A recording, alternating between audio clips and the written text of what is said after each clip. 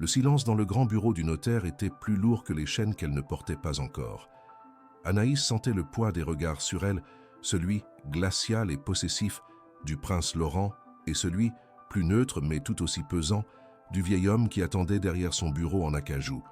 Dehors, les flashs des photographes crépitaient contre les vitres givrées, une tempête silencieuse qui annonçait le scandale à venir. Sur la table, entre elle et lui, reposait le contrat. Un document qui n'était pas une promesse d'amour, mais un acte de propriété. Sa liberté contre l'effacement d'une dette qui menaçait de l'engloutir. Le stylo à plumes posé à côté du papier semblait un poignard d'or et d'encre. Elle portait une robe simple, prêtée pour l'occasion, un vêtement étranger sur sa peau habituée à la rudesse des rues de Paris.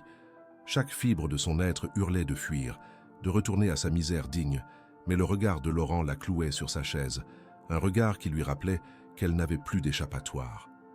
Le prince Laurent la dévisageait avec une satisfaction à peine voilée. Il savourait cet instant, cette reddition forcée qui pansait la blessure narcissique qu'elle lui avait infligée. Cette femme, cette effrontée qui avait osé le rejeter publiquement, était maintenant à sa merci, contrainte de lier son nom au sien. Il se souvenait de la boue sur ses joues, du feu dans ses yeux lorsqu'elle avait jeté ses billets à ses pieds, devant toute sa cour. Cette humiliation l'avait consumé, et seule la possession totale de sa dignité pouvait apaiser son orgueil.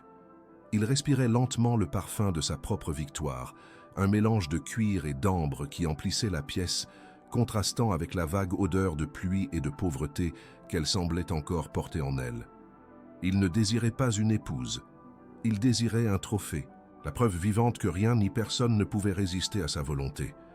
Elle allait signer, elle allait devenir sienne, et ce serait le début de sa véritable vengeance, une leçon qu'elle n'oublierait jamais. Anaïs sentait ses mains trembler sous la table. Chaque mot du contrat était un barreau de la cage dorée qu'il lui destinait. 1 an de sa vie, 1 an à jouer le rôle de la princesse parfaite, à sourire pour les caméras, à dormir sous son toit, à lui appartenir corps et âme en échange de sa survie. C'était un marché diabolique, une vente aux enchères de son âme, où elle était à la fois le lot et le commissaire-priseur. Son regard croisa celui de Laurent, et dans ses prunelles d'acier, elle ne vit aucune pitié, seulement le triomphe froid d'un prédateur. Il voulait la briser, l'humilier lentement, faire d'elle un objet de luxe dans sa collection. Mais au fond de son désespoir, une étincelle de défi refusait de s'éteindre. Il pouvait acheter son temps, il pouvait la forcer à porter son nom, mais il n'aurait jamais son esprit. Si cette histoire qui commence à peine touche déjà votre cœur, si vous sentez la tension de ce choix impossible, alors abonnez-vous pour ne rien manquer de leur destin et laissez un commentaire pour nous dire ce que vous ressentez. Soudain, un calme étrange s'empara d'elle. Ses tremblements cessèrent. Elle releva le menton, son regard se faisant plus dur, plus déterminé. Laurent, qui s'attendait à voir des larmes de défaite, fut surpris par cette transformation. Il y avait dans ses yeux non plus de la peur, mais une résolution glaciale, presque guerrière. Elle ne luttait plus contre son destin, elle l'acceptait comme un champ de bataille. Elle allait signer ce pacte avec le diable, mais elle le ferait selon ses propres termes silencieux. Elle ne serait pas une victime passive. Puisqu'il voulait une performance, elle lui offrirait la plus grande de toutes les comédies. Elle jouerait le rôle de la princesse avec une perfection qui le rendrait fou. Elle se glisserait dans sa vie, dans son palais, et trouverait la faille dans son armure d'arrogance. Ce n'était plus une reddition, c'était une déclaration de guerre secrète. Elle prit le stylo, sa main désormais parfaitement stable, le métal froid contre sa peau comme la promesse d'une revanche à venir. Le bruit de la plume grattant le papier vélin résonna dans la pièce comme un coup de feu. Anaïs traça les lettres de son nom, Anaïs Dubois, avec une application presque provocante, l'encre noire scellant son sort avec une élégance funeste. Elle ne le regarda pas. Son attention était entièrement concentrée sur cet acte qui la liait à lui, un geste qui était à la fois sa condamnation et sa seule arme. Une fois la signature achevée, elle repoussa doucement le document sur la table vers lui. Le contrat glissa sur le bois poli et s'arrêta juste devant ses mains manucurées. Le pacte était conclu. Elle était désormais la fiancée du prince Laurent, une mendiante destinée à porter une couronne de convenance. La porte de sa vie passée venait de se fermer avec un claquement assourdissant, et devant elle s'ouvrait un couloir doré menant à une prison qu'elle ne connaissait pas encore, mais qu'elle était déjà prête à explorer pour y trouver les clés de sa propre libération. Laurent ramassa le contrat, ses doigts effleurant à peine la signature encore humide. Un sourire imperceptible étira ses lèvres. Il avait gagné. Il se leva, sa haute silhouette dominant la pièce, projetant une ombre sur elle. « Madame, » dit le notaire d'une voix mal à l'aise, « félicitations. » Mais le mot sonnait faux, presque obscène dans ce contexte. Le prince ne lui adressa pas la parole, se contentant de lui faire un signe de tête impérieux en direction de la porte. Il attendait d'elle une obéissance immédiate, qu'elle se lève et le suive vers leur nouvelle réalité, vers le début de son asservissement. Elle était maintenant sa propriété, un objet précieux qu'il allait façonner et exhiber. Mais comment en était-elle arrivée là? Comment une jeune femme qui survivait dans les rues de Paris avait-elle pu enchaîner son destin à celui d'un prince si cruel?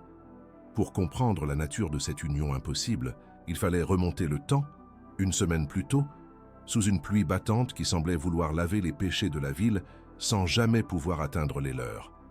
Une semaine avant cette signature qui la liait au diable, Anaïs n'était qu'une ombre parmi d'autres sur les pavés humides de Paris. Le froid mordant de l'hiver s'infiltrait à travers les mailles de son manteau usé, un froid qui n'était rien comparé à celui qui avait envahi son cœur. Il y a 1 an à peine, elle était une étudiante brillante à la Sorbonne, l'avenir lui souriant, ses journées remplies de la chaleur feutrée des bibliothèques et du parfum de papier ancien. Elle se souvenait de ses rêves, des discussions passionnées sur la poésie et la philosophie, d'une vie où la fin n'était qu'un concept littéraire. Maintenant, ses mains étaient gourdes de froid, son estomac criait famine, et ses seuls compagnons étaient le murmure du vent et le regard indifférent des passants. Chaque vitrine illuminée, chaque couple riant sous un porche, était une torture, un rappel brutal de tout ce que le destin lui avait arraché, sans la moindre explication, la laissant démunie face à un monde devenu soudainement hostile et glacial. La chute avait été aussi soudaine que violente. La faillite de l'entreprise familiale, une institution respectée dans le monde de l'artisanat de luxe, avait été un coup de tonnerre dans un ciel serein.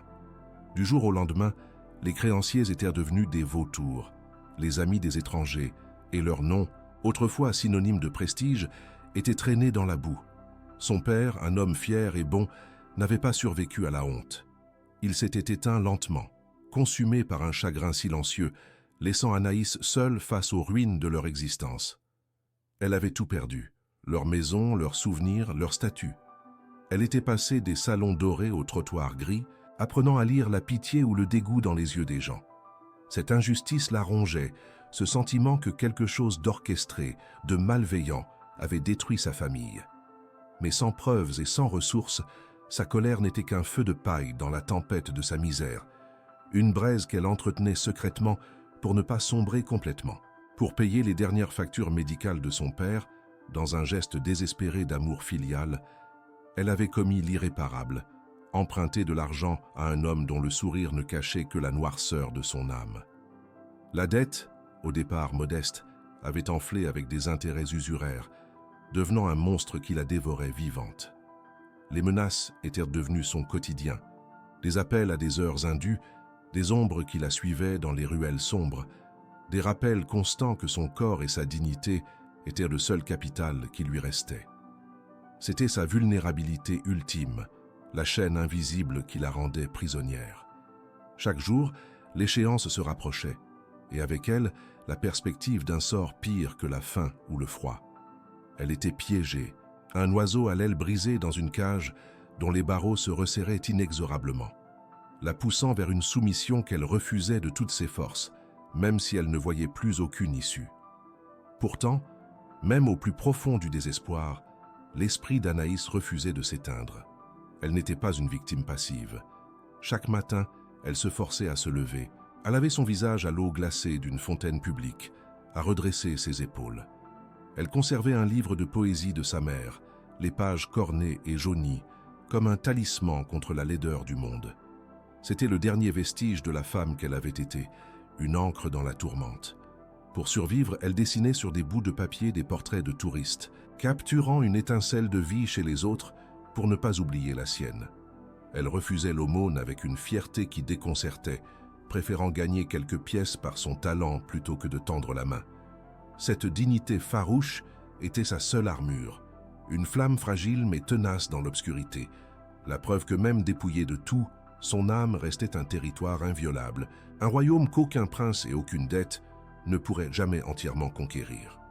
Ce jour-là, la pluie tombait sans relâche sur la place Vendôme, transformant les pavés en un miroir sombre où se reflétaient les lumières des bijouteries de luxe. C'est là que ses pas l'avaient mené, comme attirée par l'épicentre d'un monde qui lui était désormais interdit. Elle se tenait sous l'arcade, frissonnante, le ventre creux, regardant la richesse insolente qui s'étalait derrière les vitrines blindées. Un collier de diamants scintillait, valant plus que ce qu'elle pourrait gagner en 1000 vies. Un sentiment de rage et d'impuissance la submergea. C'était l'incarnation de l'injustice du monde, tant d'opulence pour quelques-uns et tant de misère pour les autres. Elle était là, invisible, une silhouette mouillée dans un décor de conte de fées pour adultes, son désespoir si profond qu'il frisait l'abandon. C'était son point le plus bas, le moment où la dernière lueur d'espoir semblait prête à s'éteindre sous le déluge incessant. C'est alors que le monde autour d'elle sembla s'arrêter. Un cortège de voitures noires, luisantes comme des scarabées sous la pluie, glissa silencieusement jusqu'au trottoir. Des gardes du corps en costumes sombres émergèrent, formant une haie d'honneur. D'une des voitures sortit une silhouette grande et impérieuse, un homme dont le visage était sur toutes les couvertures de magazines, le prince Laurent. Il se déplaçait avec l'arrogance tranquille de ceux qui possèdent le monde. Anaïs le regarda, et une haine pure et instinctive monta en elle. Il était le symbole de tout ce qu'elle méprisait, le privilège, le pouvoir hérité, l'indifférence glaciale face à la souffrance. Leurs regards se croisèrent une fraction de seconde. Elle vit de l'ennui dans ses yeux. Lui ne vit qu'une mendiante de plus. Mais dans cet instant suspendu, alors qu'il s'apprêtait à entrer dans l'hôtel de luxe, la mèche d'une poudrière venait d'être allumée, préparant la scène de l'affront qui allait sceller leurs deux destins. Poussée par une impulsion qu'elle ne s'expliquait pas, une rage née du désespoir, Anaïs quitta l'abri précaire de l'arcade. Elle s'avança sous la pluie fine, ses chaussures usées glissant sur les pavés lustrés. Chaque pas vers lui était un acte de rébellion. Elle s'arrêta à quelques mètres du prince et de sa suite, une tache de misère dans leur tableau impeccable. Leur monde, si radicalement opposé, se touchait enfin. Laurent, qui s'apprêtait à franchir les portes dorées de l'hôtel, s'immobilisa. Il la vit non plus comme une silhouette floue, mais comme une présence tangible, une question silencieuse posée à sa conscience. Un frisson parcourut l'échine d'Anaïs, non de froid, mais d'une terreur exaltante. Elle était sur le point de commettre une folie, de jeter son dernier grain de dignité à la face du pouvoir, et étrangement, elle ne s'était jamais sentie aussi vivante, aussi dangereusement libre que dans cet instant suspendu où tous les regards étaient braqués sur elle. Laurent la détailla d'un œil expert, comme on évalue une œuvre d'art dégradée. Il y avait de la boue sur l'ourlet de sa robe, ses cheveux étaient collés par la pluie, mais son regard brûlait d'une intensité qui le déconcerta. Il y lut non pas la supplication attendue, mais un reproche muet, une accusation qui le mettait mal à l'aise. Pour mettre fin à cette interaction incongrue, il fit un geste dédaigneux à l'un de ses assistants. L'homme s'approcha d'Anaïs et lui tendit une liasse de billets. « De la part de son Altesse », dit-il d'une voix neutre. L'argent était une insulte, une façon de la renvoyer à sa condition, de la faire disparaître. C'était un acte de charité empoisonné, une aumône destinée non pas à soulager sa faim, mais à apaiser la conscience du prince. Pour Laurent, c'était la fin de l'incident. Pour Anaïs, c'était le début de la guerre, une humiliation qui fit déborder le vase de sa patience et de sa douleur. Un rire sec, presque hystérique, s'échappa des lèvres d'Anaïs. Un son incongru qui fit sursauter l'entourage princier. Elle arracha les billets des mains de l'assistant avec une violence soudaine. Ses doigts se crispèrent sur le papier, symbole de tout ce qui la séparait de ce monde, de tout ce qui avait détruit sa famille. Puis, avec un geste d'une théâtralité folle, elle lança l'argent aux pieds du prince. Les billets, alourdis par la pluie, s'éparpillèrent sur le sol mouillé, comme des feuilles mortes. « Gardez votre pitié, Altesse !»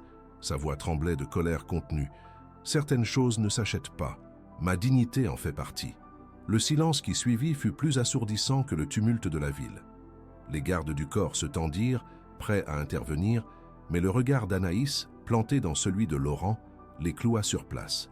Elle venait de le gifler publiquement avec ses propres armes, le pouvoir et l'argent, le laissant nu sous le regard de tous. Pour la première fois de sa vie, le prince Laurent fut sans voix. Cet affront public, venant d'une créature qu'il avait jugée insignifiante, le frappa avec la force d'un coup de poing. Il sentit le sang monter à ses joues, une chaleur de honte et de fureur qu'il n'avait jamais connue. Son orgueil, cette forteresse qu'il croyait imprenable, venait d'être fissuré par une simple mendiante. Il la regarda, la voyant réellement pour la première fois. Il ne voyait plus la saleté ou les vêtements usés, mais le feu indomptable dans ses yeux, la fierté d'une reine déchue. Une fascination perverse et dangereuse se mêla à sa colère. Cette femme n'avait pas seulement refusé son argent, elle l'avait défié. Elle avait vu à travers son masque de prince pour toucher l'homme, et elle l'avait méprisé. Cette blessure narcissique était intolérable. Il ne la laisserait pas s'en tirer. Il la briserait, il la posséderait. Il lui apprendrait, de la manière la plus cruelle qui soit, que tout et tout le monde avait un prix. Il se pencha lentement, avec une grâce presque insultante, et ramassa l'un des billets détrempés. Il le lissa entre ses doigts gantés de cuir fin, sans jamais la quitter des yeux.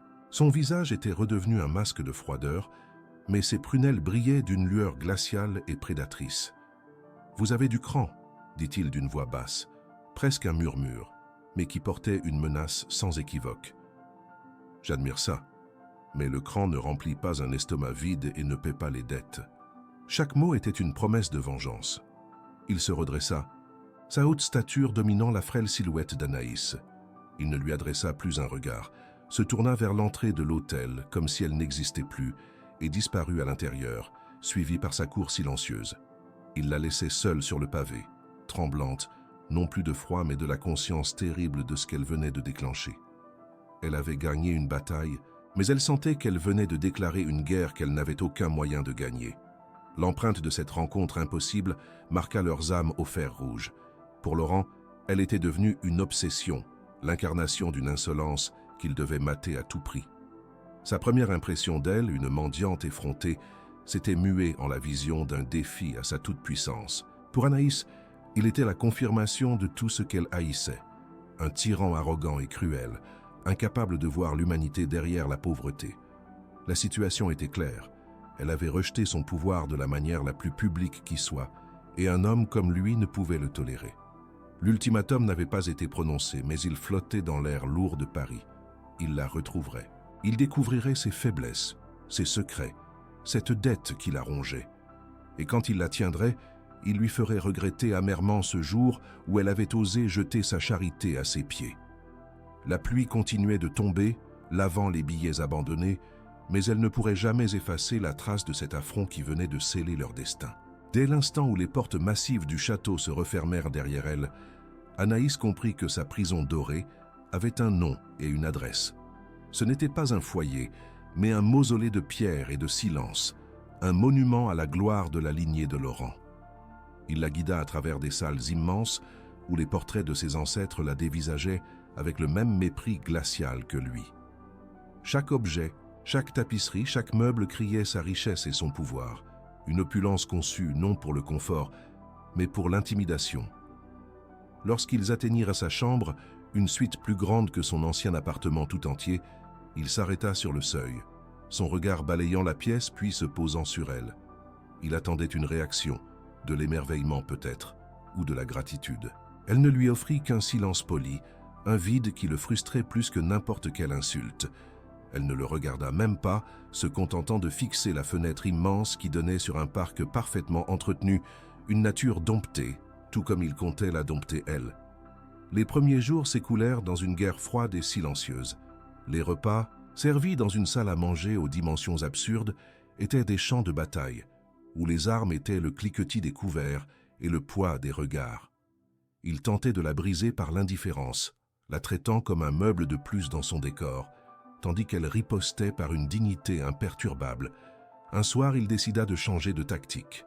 « J'ai fait quelques recherches sur vous. » Anaïs Dubois, lança-t-il, sa voix résonnant dans le silence. Une étudiante prometteuse à la Sorbonne. Quel gâchis! Il s'attendait à la voir flancher, à toucher une corde sensible. Elle releva lentement la tête de son assiette, un sourire imperceptible sur les lèvres. « Et moi j'ai lu les journaux, Altesse. Un prince dont le seul mérite est d'être né. Au moins, mon potentiel était le mien.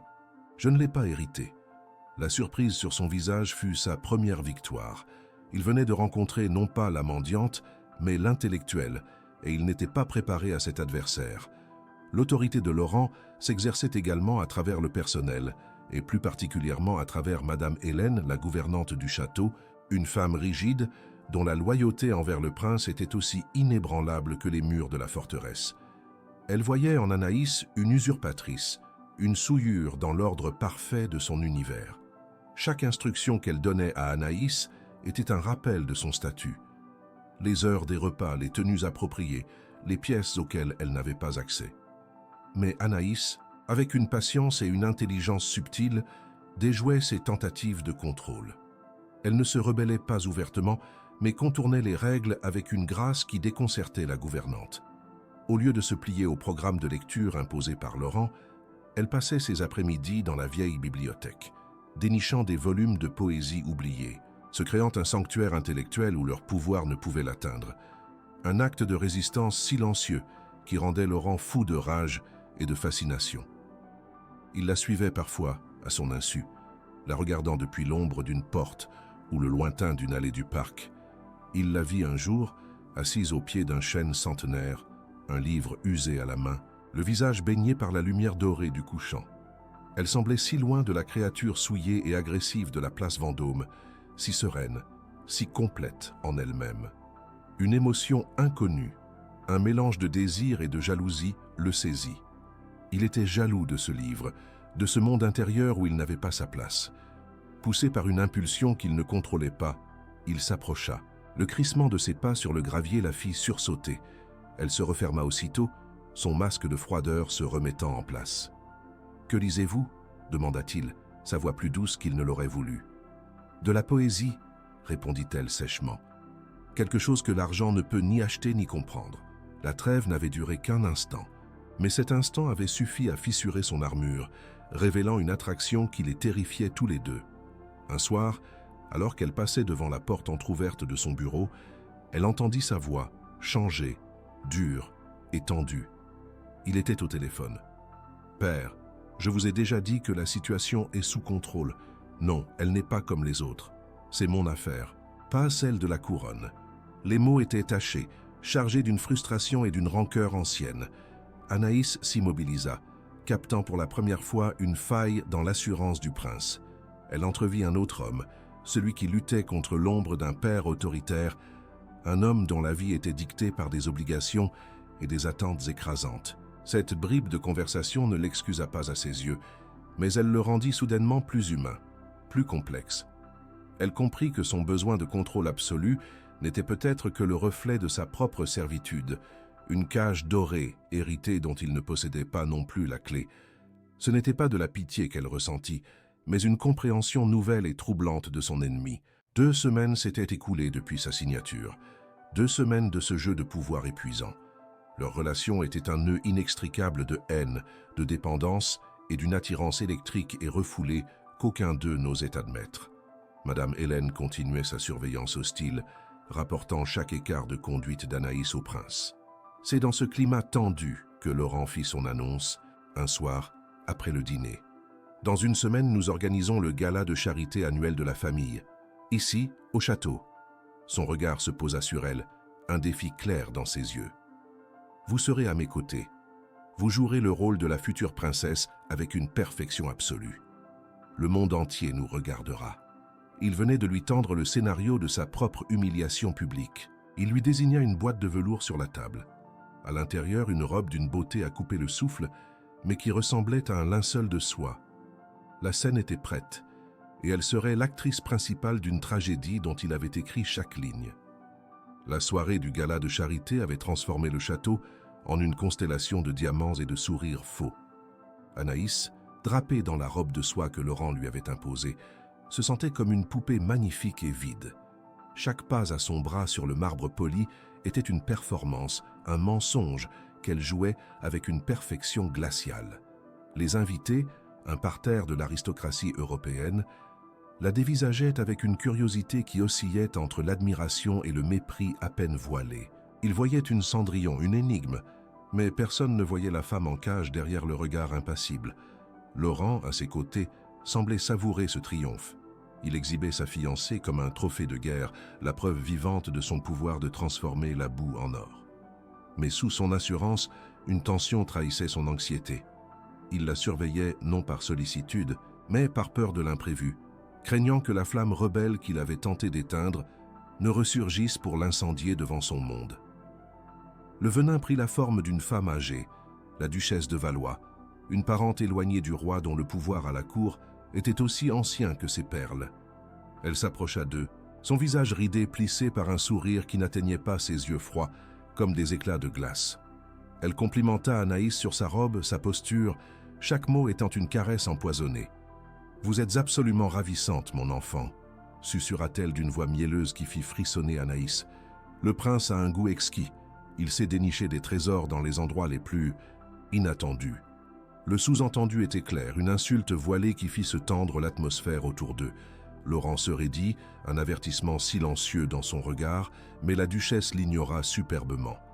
Elle avait senti la faille dans leur armure de convenance et s'apprêtait à y planter son poignard avec une délectation cruelle, sous les regards avides de l'assemblée qui sentait le parfum du scandale.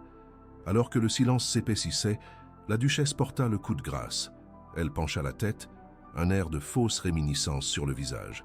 « Mais attendez, votre visage m'est familier, » dit-elle, sa voix portant juste assez pour que le cercle d'invités le plus proche puisse entendre. « N'étiez-vous pas cette jeune artiste qui dessinait des portraits pour quelques pièces sur les pavés de la place Vendôme? Mon Dieu, quelle ascension, de la rue au palais. C'est un véritable conte de fées. » L'humiliation fut totale, chirurgicale. Les murmures cessèrent instantanément, remplacés par un silence choqué et jugeur. Tous les regards convergèrent vers Anaïs, la dépouillant de sa robe de soie, de sa dignité d'emprunt, pour ne voir que la mendiante qu'elle avait été. La vérité, jetée à la face de cette société obsédée par le sang et l'héritage, était une souillure indélébile. Elle se sentit nue, exposée, la chaleur de la honte montant à ses joues comme une fièvre. Ce fut l'instant où tout bascula. Anaïs tourna son regard vers Laurent, une supplique muette dans ses yeux. Elle n'attendait pas qu'il la sauve, mais qu'il se tienne à ses côtés, qu'il la défende, qu'il prouve que ce contrat n'était pas qu'une simple transaction de propriété. Mais il resta figé, son visage une statue de marbre. Une seconde d'hésitation, une éternité de trahison. Il était pris au piège entre son orgueil, les convenances de sa caste et la femme qu'il commençait malgré lui à désirer. Son silence fut une réponse plus cruelle que les paroles de la duchesse. C'était une confirmation. Aux yeux de son monde, et donc aux siens, elle n'était rien de plus que ce qu'il disait, une usurpatrice issue du caniveau. La douleur de cette lâcheté la transperça plus profondément que n'importe quelle insulte. Il ne l'avait pas seulement laissé tomber, il l'avait poussé lui-même dans le vide, reniant le lien fragile qui avait commencé à se tisser entre eux. Une force insoupçonnée monta en elle, une dignité née des cendres de son humiliation. Elle ne pleura pas, elle ne cria pas. Elle se redressa de toute sa hauteur, son regard balayant l'assemblée avec un mépris souverain qui les fit reculer. Puis, ses yeux se posèrent sur Laurent, une dernière fois, avec une froideur qui éteignit la dernière lueur d'espoir. Sans un mot, elle fit volte-face. Le froufrou de sa robe de soie fut le seul son dans le silence glacial de la salle de bal. Elle traversa la foule qui s'écarta devant elle comme les eaux de la mer Rouge, sa démarche n'étant pas celle d'une fugitive, mais d'une reine quittant un royaume indigne d'elle. Chaque pas était une affirmation de qui elle était, bien au-delà de leur jugement. Elle laissait derrière elle le prince et sa cour de vautours, emportant avec elle les débris de son cœur brisé. Mais son esprit, lui, restait intact, indompté et libre. Elle ne s'arrêta pas. Elle franchit les portes dorées de la salle de bal, traversa les couloirs froids et silencieux du château, sa seule pensée étant de fuir, de mettre le plus de distance possible entre elle et cette cage dorée. Elle poussa les lourdes portes d'entrée et s'élança dans la nuit glaciale, l'air froid fouettant son visage et ses épaules nues. Un choc bienvenu qui la ramena à la réalité. Elle courut à travers les jardins parfaitement dessinés, vers l'obscurité du parc qui bordait le domaine, un lieu sauvage où elle espérait se perdre. Dans la salle de bal, Laurent sortit de sa torpeur. Le regard de la duchesse, suffisant et victorieux, lui fit l'effet d'un électrochoc. Une vague de regret et de rage contre lui-même le submergea. Il comprit l'énormité de sa faute. Il laissa tomber son masque de prince et, pour la première fois, l'homme vulnérable apparut. Il se lança à sa poursuite, son nom Anaïs, résonnant dans les couloirs vides, un cri de désespoir qui se perdait déjà dans la nuit. Si cette histoire vous a ému jusqu'aux larmes, partagez dans les commentaires le moment qui vous a le plus touché et n'oubliez pas de regarder notre prochaine vidéo pour découvrir si l'amour peut naître de la trahison. La course d'Anaïs à travers l'obscurité était une fuite éperdue, non pas du froid qui mordait ses épaules nues, mais de la brûlure de la trahison. Chaque craquement de branches sous ses pieds nus était le son de son cœur qui se brisait un peu plus. Les jardins, si parfaitement entretenus, devenaient une forêt hostile et sauvage, complice de son évasion. Elle ne regarda pas en arrière, ne voulant pas voir la silhouette de l'homme qui l'avait exposée au monde comme une bête de foire. La robe de soie, ce linceul magnifique, s'accrochait aux ronces, se déchirant en lambeaux, et elle l'abandonna sans un regret, se dépouillant de cette identité d'emprunt pour redevenir elle-même, une survivante. Elle trouva refuge dans une vieille orangerie abandonnée au fond du parc, un abri de verre et de fer rouillé, où le parfum fantôme des agrumes se mêlait à l'odeur de la terre humide. Frissonnante, recroquevillée dans un coin, elle laissa enfin la douleur submerger la colère, ses larmes silencieuses traçant des chemins de sel sur ses joues glacées. Laurent, de son côté, sortit en trombe dans la nuit, son cri se perdant dans le vent. Il la chercha avec une frénésie qui confinait au désespoir, parcourant les allées qu'ils avaient arpentées en silence, appelant son nom dans les recoins sombres du parc. Ses gardes, alertés, organisèrent une battue méthodique, mais la nuit avait avalé Anaïs. Elle était partie. Il retourna au château où la musique du gala semblait une insulte à son tourment. Son regard croisa celui de la duchesse, et une fureur si froide émana de lui qu'elle en pâlit, se retirant dans la foule. Il monta dans ses appartements, la solitude des pièces immenses lui sautant à la gorge. Il vit la boîte de velours vide qui avait contenu la robe, l'empreinte de sa tête sur l'oreiller d'à côté. Il avait voulu la posséder, la briser, mais il n'avait réussi qu'à détruire la seule chose authentique qui avait jamais franchi le seuil de sa vie. Le poids de sa lâcheté l'écrasa, et pour la première fois, le prince tout-puissant se sentit misérable et impuissant. Aux premières lueurs de l'aube, Anaïs quitta sa cachette. Elle marcha des kilomètres sur des routes de campagne, le corps endolori, mais l'esprit étrangement clair. Elle n'était plus la fiancée du prince. Elle n'était plus la mendiante de la place Vendôme. Elle n'était qu'une femme en marche vers un ailleurs inconnu. La chance lui sourit sous la forme d'un vieux camionneur qui, touché par sa détresse silencieuse, la conduisit vers le sud sans poser de questions. De ville en ville, elle mit une distance infranchissable entre son passé et son présent. Elle finit par s'arrêter à Cassis, un petit port de pêche baigné de lumière, si loin de la grisaille de Paris et de l'opulence glaciale du château. Avec les quelques euros qu'elle avait, elle loua une chambre minuscule au-dessus d'une boulangerie. Elle trouva un travail à la plonge dans un petit restaurant sur le port, un labeur épuisant et anonyme qui lui permettait de ne pas penser, de simplement exister, de sentir la fatigue dans ses muscles plutôt que la douleur dans son âme. Les jours se transformèrent en semaines. Au château, Laurent vivait comme un reclus, hanté par le fantôme d'Anaïs. Ses enquêteurs privés faisaient chou blanc. Elle s'était volatilisée, ne laissant aucune trace, aucune piste. Les journaux à scandale se délectaient de l'affaire de la princesse disparue, mais ils ne lisaient plus rien, n'écoutaient plus personne. Le silence de la forteresse le força à un examen de conscience brutal. Il revoyait sans cesse son hésitation dans la salle de bal, cette seconde de couardise qui lui avait tout coûté. Sa colère contre elle s'était entièrement retournée contre lui-même. Il comprit que la retrouver ne suffirait pas. Il devait comprendre la source de sa douleur, la véritable origine de cette fierté blessée qui l'avait tant fasciné. Animé par un besoin viscéral de rédemption, il cessa de chercher où elle était et commença à chercher qui elle avait été. Plongeant dans les archives poussiéreuses de la faillite de l'entreprise Dubois, déterminé à déterrer la vérité, quelle qu'elle soit. Un mois s'écoula. À Cassis, Anaïs retrouvait lentement un semblant de vie. Le rythme simple du port, le cri des mouettes, l'odeur du sel et du poisson grillé, tout cela pansait ses blessures. La patronne du restaurant, une femme chaleureuse et discrète nommée Élise, l'avait prise sous son aile, lui offrant une bienveillance maternelle qui lui manquait cruellement. Elle recommença à dessiner, non plus pour survivre mais pour le plaisir. Sur un carnet bon marché, elle croquait les visages burinés des pêcheurs, les coques colorées des bateaux, la lumière changeante sur les falaises des calanques. Un fragile équilibre s'installait. Elle se persuadait qu'elle était libre, qu'elle avait échappé à sa prison. Pourtant, le soir, depuis la fenêtre de sa petite chambre, en regardant les étoiles se refléter sur la mer sombre, le souvenir d'un regard d'acier et d'une trahison silencieuse revenait parfois la hanter, une cicatrice invisible qui la faisait encore frissonner. 2 mois s'étaient maintenant écoulés depuis la nuit fatidique du gala. Anaïs avait trouvé sa place dans la petite communauté de Cassis, travaillant au restaurant Le Petit Pêcheur, et louant une chambre modeste avec vue sur le vieux port. Elle se croyait enfin à l'abri, effacée de la carte du monde de Laurent. Pendant ce temps, au château, Laurent avait mis fin à la recherche active.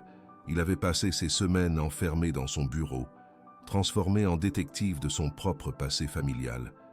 Et il avait trouvé, devant lui, sur le bois précieux de son bureau, reposèrent des documents jaunis, un acte de vente forcée, un relevé de compte offshore et une lettre manuscrite, la preuve irréfutable que son propre père avait minutieusement orchestré la ruine de la famille Dubois pour s'emparer de leurs brevets. La vérité le frappa comme un poison. Sa faute n'était pas qu'un instant de silence, c'était l'héritage d'un crime. Ce fut le déclic. Il devait la retrouver non pour s'excuser, mais pour confesser. C'est alors qu'un de ses enquêteurs l'appela. Un minuscule retrait sur un vieux compte bancaire oublié d'Anaïs venait d'être signalé. À Cassis, la traque reprenait, mais ce n'était plus celle d'un prince orgueilleux. C'était le pèlerinage d'un homme en quête de pardon. Sans même prendre le temps de changer de vêtements, Laurent quitta le château, laissant derrière lui les documents accusateurs étalés sur son bureau, comme les pièces à conviction d'un procès familial.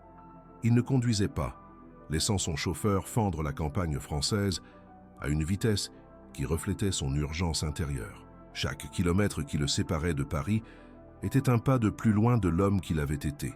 Il n'était plus un prédateur en chasse, mais un pèlerin en route vers une rédemption incertaine.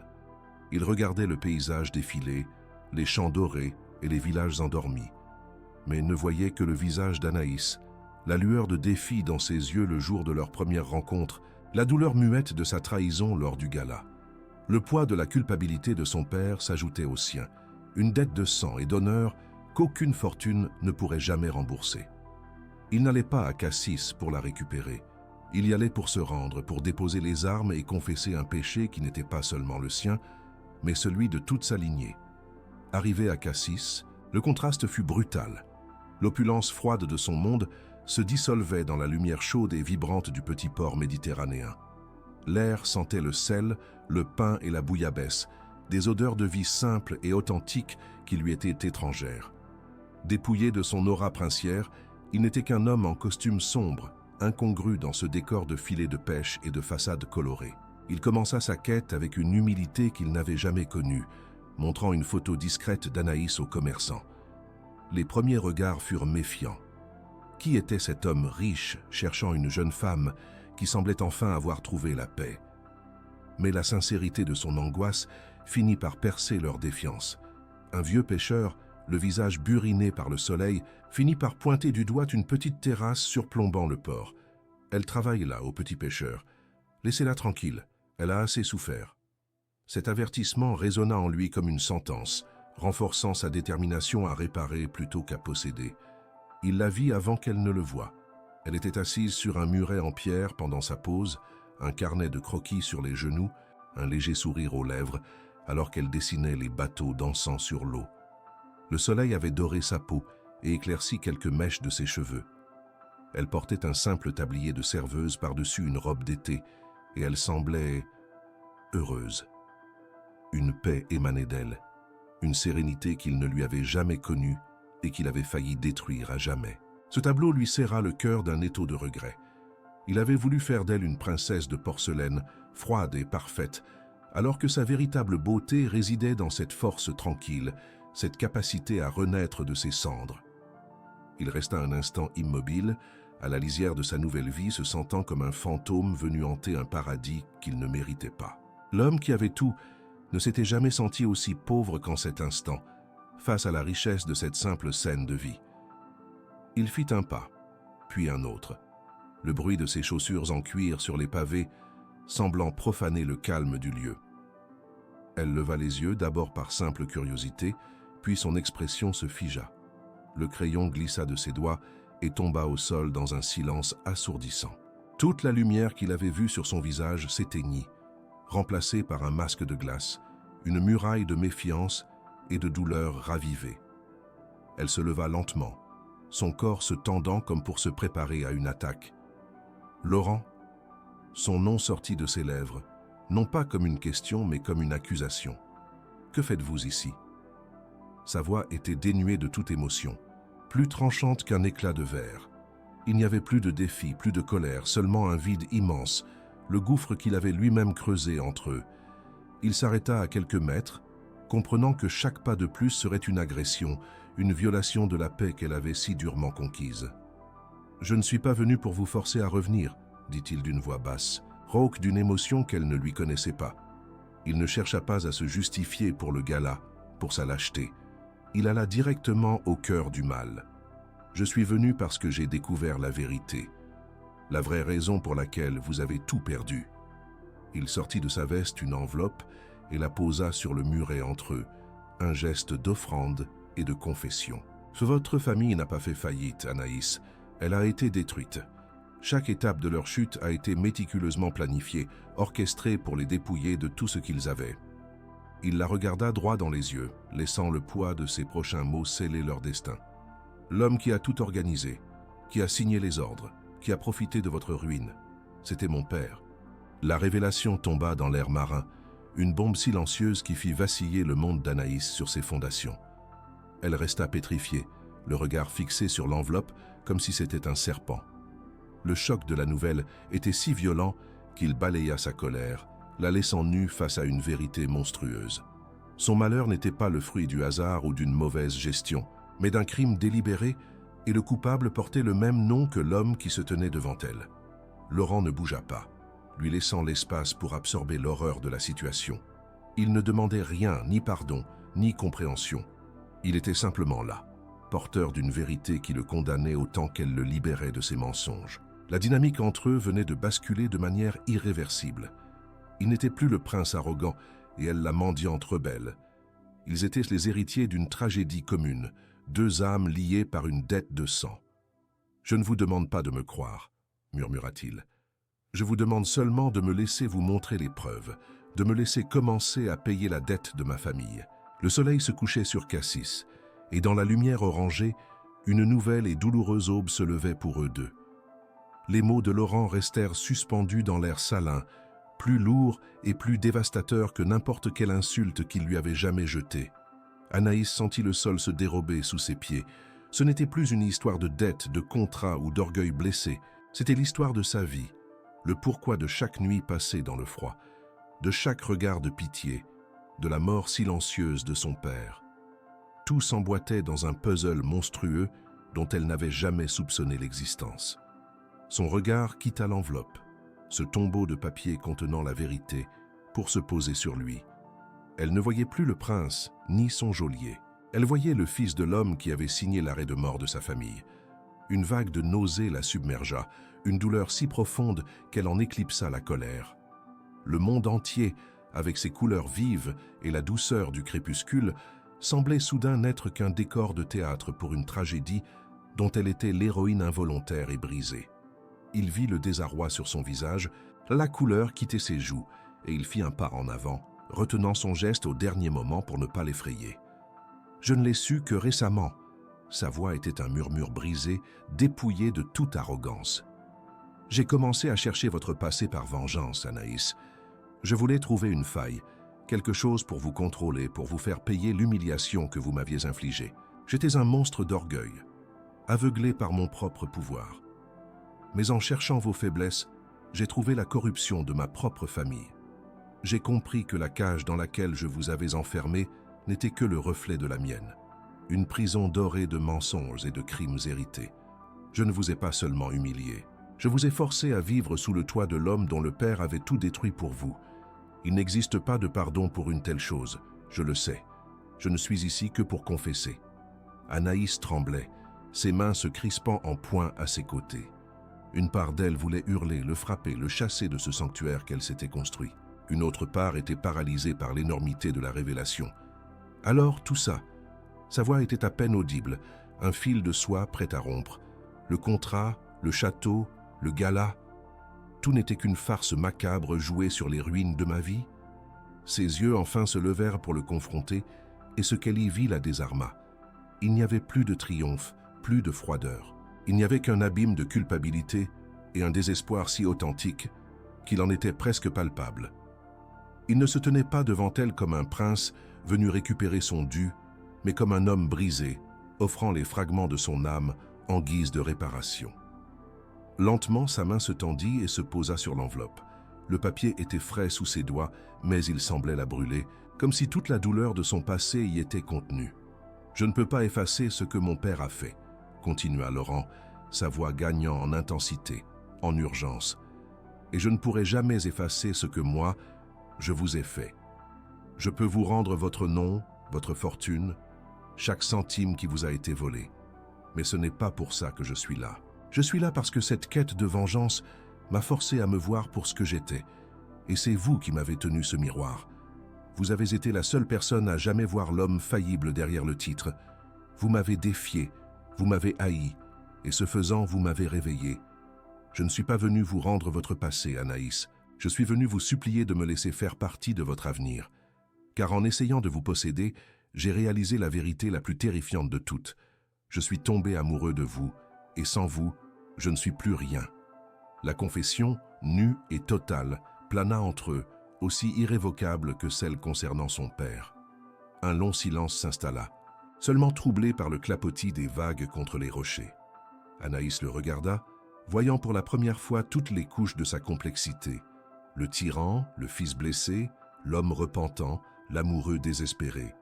Ses propres défenses, érigées avec tant de soin, s'effondrèrent une à une. La haine, la colère, la peur, tout se dissolvait dans une vague d'émotions nouvelles et bouleversantes. Elle fit un pas, puis un autre, jusqu'à ce qu'il n'y ait plus de distance entre eux. Elle leva la main non pour le frapper, mais pour effleurer sa joue, sentant la tension sous sa peau. Il ferma les yeux à son contact, comme un homme assoiffé recevant la première goutte de pluie. Ce n'était pas un geste de passion, mais un acte de pardon, une absolution silencieuse. Elle se haussa sur la pointe des pieds et déposa sur ses lèvres un baiser léger, salé par une larme qu'elle n'avait pas senti couler. C'était la fin de la guerre, la reddition de deux cœurs épuisés. Ils restèrent ainsi, enlacés sur le petit port de Cassis, tandis que la nuit tombait et que les étoiles commençaient à scintiller au-dessus d'eux. La tempête était passée, laissant place à un calme fragile mais précieux. « Nous devons retourner à Paris », murmura-t-elle contre son torse. « Pas pour vous, ni pour moi, mais pour la vérité. Pour mon père. » Il hocha la tête, son menton frôlant ses cheveux. « Nous le ferons ensemble, » répondit-il. « Je convoquerai la presse, je révélerai tout. Je vous rendrai tout ce qui vous appartient et j'affronterai les conséquences. » Ils décidèrent de s'accorder une semaine, une seule semaine dans ce havre de paix, pour guérir avant d'affronter le monde. Une semaine pour apprendre à être non plus un prince et une mendiante, mais simplement Laurent et Anaïs. Après cela, ils déclencheraient le scandale qui ferait trembler la monarchie. Et au cœur de ce chaos, ils se feraient une promesse, celle de reconstruire, sur les cendres du passé, un avenir scellé non par un contrat, mais par un amour né de l'impossible. 6 mois s'étaient écoulés depuis leur réconciliation à Cassis, 6 mois durant lesquels le monde avait continué de tourner, ignorant la révolution silencieuse qui s'opérait en eux. Aujourd'hui, face à une forêt de caméras et de microphones dans le salon d'un grand hôtel parisien, le temps de la dissimulation était révolu. Laurent se tenait droit, non pas comme un prince s'adressant à ses sujets, mais comme un homme face à son jugement. Anaïs était à ses côtés, sa main dans la sienne, non pas comme un trophée ou une victime, mais comme une partenaire, sa force tranquille irradiant dans la pièce tendue. D'une voix claire et sans trembler, il révéla tout, le complot de son père, la ruine orchestrée de la famille Dubois, sa propre culpabilité dans l'utilisation de cette dette. Ce n'était pas une excuse, mais une confession publique, un acte de réparation qui faisait voler en éclats l'image immaculée de sa lignée. Les flashs crépitaient, immortalisant non pas un scandale, mais l'instant précis où la vérité, enfin, libérait deux âmes de leur chaîne. Lorsqu'ils quittèrent la salle de conférence, un tumulte de questions les suivit, mais ils ne l'entendèrent plus. Ils traversèrent la foule comme on traverse un rêve, protégés par une bulle de silence et de certitude.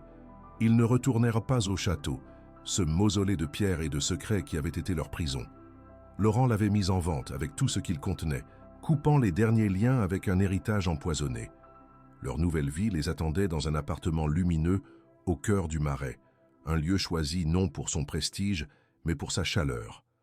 Les murs n'étaient pas ornés de portraits ancestraux, mais des croquis d'Anaïs et de toiles de jeunes artistes qu'ils soutenaient. En franchissant le seuil de leur foyer, laissant le chaos du monde derrière eux, ils partagèrent un regard qui disait tout. La destruction publique de leur passé venait de poser la première pierre de leur véritable avenir. Un avenir construit non sur le pouvoir, mais sur une vulnérabilité partagée. Leur quotidien était une mélodie douce, composée de rituels simples qui guérissaient les blessures d'autrefois. Le matin, la lumière inondait l'atelier d'Anaïs, où elle avait repris ses études d'art, son talent s'épanouissant enfin librement. Laurent, qui avait renoncé à ses titres royaux pour diriger une fondation d'aide aux victimes d'injustices économiques, lui apportait souvent son café, s'asseyant en silence pour la regarder créer. La grande fenêtre, autrefois symbole de son enfermement au château, était devenue son cadre préféré, une ouverture sur la vie et l'inspiration. Parfois, il lisait les nouvelles, voyant les noms de ceux qui les avaient méprisés, comme la duchesse de Valois, sombrée dans l'oubli. Ces fantômes n'avaient plus de pouvoir sur eux. Leur richesse n'était plus dans les titres ou les comptes en banque, mais dans le calme de ces matins, dans le bruit du crayon sur le papier et dans la certitude d'être exactement là où ils devaient être, ensemble. Un après-midi de pluie fine, ils marchèrent sur la place Vendôme. L'endroit n'avait pas changé. Les vitrines des bijoutiers scintillaient toujours. Les pavés luisaient sous l'eau comme un miroir sombre. Mais tout était différent. Ils partageaient le même parapluie, la chaleur de leur corps se mêlant contre le froid. Laurent s'arrêta à l'endroit exact où elle lui avait jeté ses billets au visage. Il se tourna vers elle, son regard intense balayant la distance de ses longs mois. Il ne sortit pas d'argent de sa poche. Il prit délicatement son visage entre ses mains, ses pouces caressant ses joues. « C'est ici que j'ai commencé à mourir, à mon ancienne vie », murmura-t-il. « Et c'est ici que j'ai commencé à comprendre que la seule chose de valeur au monde, c'était la dignité que tu refusais de me vendre. » Il l'embrassa doucement, un baiser qui réécrivait l'histoire de ce lieu, transformant le théâtre de leur humiliation en le berceau de leur amour véritable. Ce soir-là, dans le silence de leur appartement, alors que le feu crépitait dans la cheminée, il lui montra une petite boîte de velours. Anaïs sentit son cœur s'arrêter, mais à l'intérieur il n'y avait pas de diamant ostentatoire. Il y avait une simple alliance en or blanc, gravée à l'intérieur d'une seule date, celle de leur rencontre à Cassis. Il ne se mit pas à genoux. Il resta debout devant elle, son égale. « Le monde a eu notre scandale, » dit-il, sa voix empreinte d'une émotion pure. « Maintenant, je ne veux que notre secret.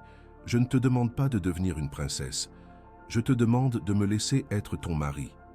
Anaïs Dubois, veux-tu m'épouser, non pas pour un an, mais pour chaque jour qu'il nous reste ?»